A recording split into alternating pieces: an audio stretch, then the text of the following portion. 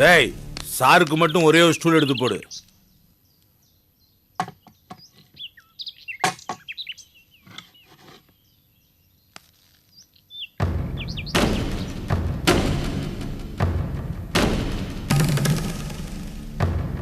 இந்த பையன்தான் போஸா?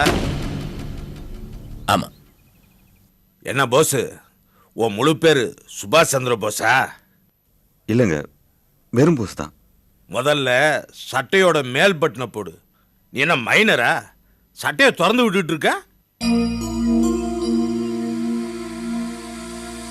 சிதம்பரம், இவன் தான் உங்க மருமகனா? இவனை பத்தி நான் ரொம்ப கேள்விப்பட்டிருக்கேன்.